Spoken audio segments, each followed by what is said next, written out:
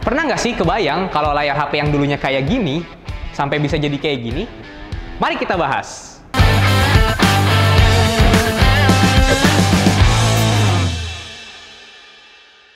Hey guys, welcome to Hi Electronic. Oke, jadi seperti yang kita tahu nih, kalau di era smartphone sekarang, perkembangannya pesat banget. Bahkan sekarang nggak cuma ada layar touchscreen yang biasa aja, tapi juga ada layar touchscreen yang bisa dilipat. Contohnya kayak Samsung Z Fold 5, yang baru aja kita bahas juga. Kalau kalian mau nonton reviewnya, langsung aja klik link di atas ya. Nah, sekarang coba deh kita balik dulu ke masa lalu. Di mana 40 tahun yang lalu, tepatnya di tahun 1983, Motorola merilis HP pertama di dunia yang ukurannya jumbo dan layarnya kecil banget. Disusul dengan merek-merek lain yang juga ikut membuat HP dengan model serupa yang dulu disebut sebagai brick phone atau ponsel bata. Dulu layar HP di era ini masih menggunakan teknologi monokrom dengan tampilan teks sederhana, dan biasanya layar-layar awal ini umumnya terdiri dari karakter alfanumerik sederhana. Lanjut nih, di era 90-an sampai tahun 2000-an awal, di mana pada era ini bermunculan ponsel yang menggunakan layar STN atau CSTN yang bisa menghasilkan warna lebih banyak dengan teknologi Passive Metric Color Display. Nah, teknologi ini nih yang jadi cikal bakal smartphone saat ini.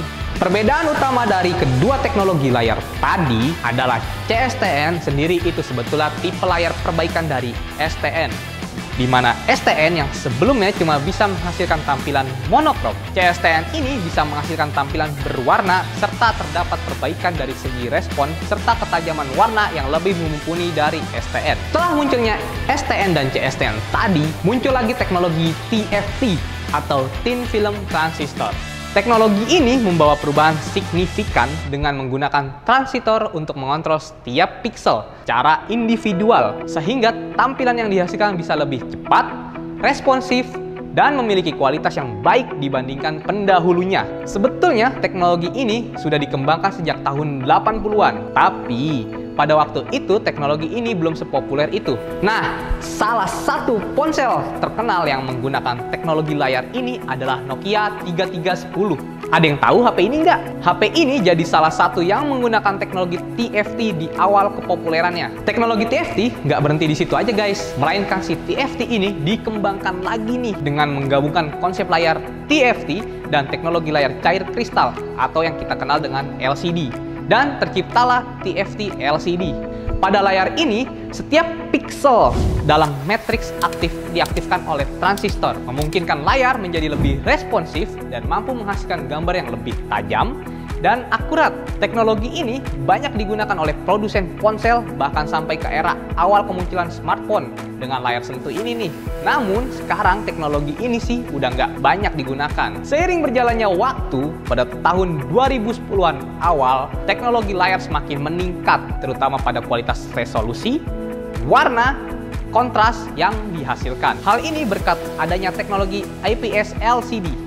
IPS panjangan dari In-Plane Switching dan merupakan pembaharuan dari teknologi TFT LCD. Teknologi pada jenis layar ini menggunakan lapisan kristal cair yang molekulnya tersusun secara rapat, rapih, dan sejajar yang akan menghasilkan titik cahaya sehingga dapat memberikan tampilan yang lebih konsisten dari berbagai sudut. Nah, di tahun 2007 bisa dibilang tahun ini menjadi titik balik besar dalam sejarah smartphone dengan peluncuran iPhone oleh Apple.